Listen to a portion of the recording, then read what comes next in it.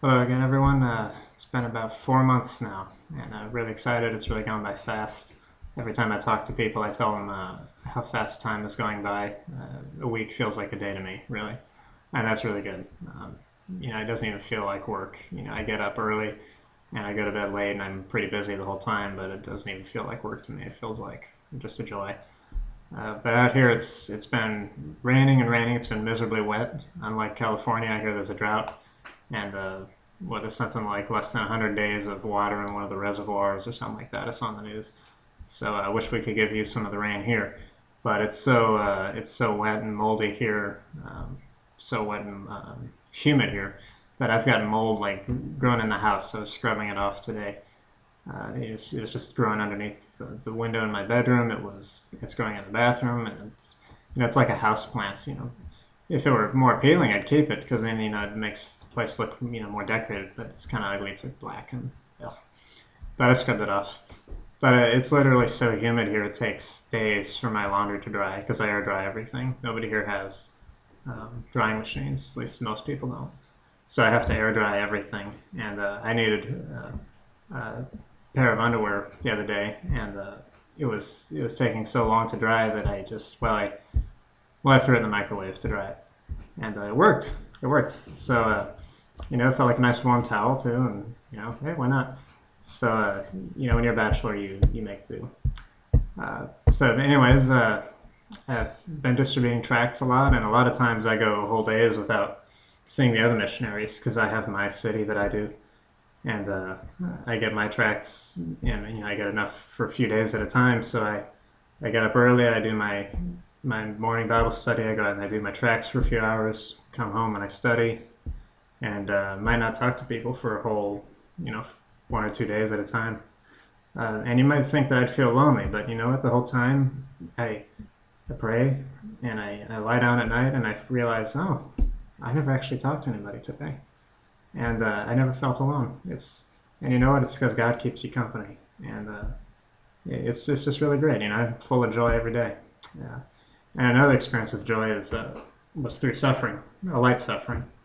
I stood up to take communion one time, and as I got up, I felt some kind of pain in my toe. I don't know what it was, but it was like in my joint, and I've been walking on it, and it's hurts. It makes me limp sometimes.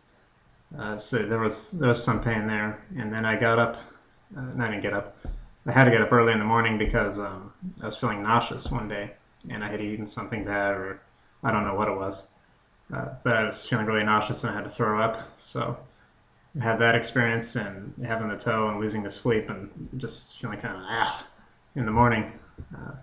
But after that was done, I got up and I went to read the Bible in the morning like I normally do, and immediately found joy uh, just in knowing that though my health changes, though I feel these mild discomforts, and it's not really suffering compared to other suffering, but though I have this small suffering, and my body and health are up and down and changing all the time, circumstances change, God's word never changes, and it just brought such comfort and peace and joy just reading the words off the pages that just made me feel so independent of whatever the physical circumstances were, and it was really a great time, and God's been teaching me a lot about humility. I emailed you people last month to pray for my humility because it's just the hardest thing to find, I think, in this world. And God's been teaching me more of it. I've been reading James and reading the whole book at a time every day, and just really realizing that you gotta just empty yourself so that God will fill you with His power and His Spirit. And I realized that every aspect of life uh, is something we can do unto God, and we can find joy in it because we're doing it for God. And when you empty yourself of all strength and you say, God, I can't do anything without you, and you throw yourself on Him, and you just realize, I can't do this without you, God, and I depend on you. That's when He fills you up, and that's when you're strong. And then when that happens, you can do any job, big or small. Nothing's too hard. Nothing's below you. And it's easy to say this, but this is what I'm striving for, and it's probably a response to your prayers. So I thank you for it. Uh, Not to beat a dead horse, but the Jehovah's Witnesses are back.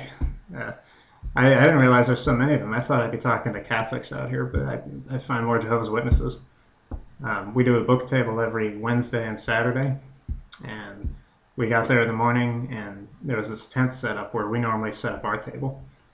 And we were like, well, who are these people? And we go, and it was them. They had stolen our spot. So we can't make them move because it's not our property. So we ended up going to the other block, and we ended up in front of a bus station or a bus stop. And it turned out to be a better spot. So I don't know if they saw us before and they decided to steal our spot and get there sooner, because I never even seen a Jehovah's Witness book table. But whatever the motive was, God blessed us through it, because in this other spot, more people stopped and we were able to talk to them. But these Jehovah's Witnesses are a real nuisance, because I think that they're so aggressive that the Italians are scared. And they get scared of all religious people with all the evangelism that they do. They knock on the doors. Distributing tracts, I saw a little sign that was underneath someone's doorbell, and it said, to the Jehovah's Witnesses, don't knock on the door, we're Catholic. Bye. So, I don't blame them, but the problem is when I try to evangelize, people think I'm a Jehovah's Witness, and they're afraid, and so they back up.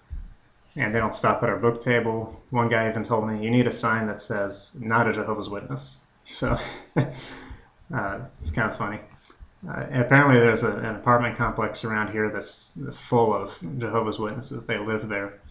And me and another missionary, Brother Jesse, I call him, we're thinking on a rainy day we want to go and go door to door over there where they are, just for fun. Why not? So that's Jehovah's Witnesses for you. As for my Italian, it's getting better every day, slowly. But I had the longest conversation of my life a week or two ago, and more than a week or two ago. But I talked for about 2 hours with a lady from our church. We hung out. I met her and her daughter, and we just talked about things. We were really supposed to be studying English, but she doesn't know very much yet, so it was really just Italian the whole time. And we talked for a good 2 hours. I wasn't perfect, of course. I couldn't just speak for 2 hours by myself in Italian. But that was the longest conversation I ever had, and it's really encouraging to see progress. It's keeps you from depression, because it can take a long time to learn a language, and to have little milestones that you pass is very encouraging. So I thank you all for your prayers. I know you've been praying for my language ability. Another way of studying has come up. There's a brother in the church named Jared, and every Monday night we get together. He's an American, actually. He works at the military base out here. But he's been coming to the church out here for about a year, and he got married a few months ago, and his wife comes. And we decided to practice together. So I teach him the little bit that I know, and so he's benefited from it. But I think that really I benefit more from it, because I get to teach him the basics, which makes me re-go over the basics. And I heard somewhere that you only remember like 25% of something that you hear. If you write it, you hear more of it, but if you teach it, you remember like 90% of what you studied. So I think it's true, because it's been very helpful for me just to teach him. So I really thank him for letting me do that. There's also this thing called the Mediatek out here that I found that lets you rent movies for free. And I saw a few Italian films which are terrible, because everybody dies in the end and people cheat on each other, and then the movie ends, and it's just sad. So I started watching American films, and I saw Star Wars, and I have the CD here, and it's Italian because of the way they're dressed. If you look at Luke and Leia here, he's got his chest open with the muscles, and Leia's got her leg out there with her dress thing. It's like, that's not what the American version's like. So I thought it was kind of funny. You can really tell when things are Italian here. And then I got an idiom book, and in the idiom book, my favorite idiom I found is called "Ogni morte di papa," means every death of a pope, and it's basically the same meaning as once in a blue moon. So I have my notes here.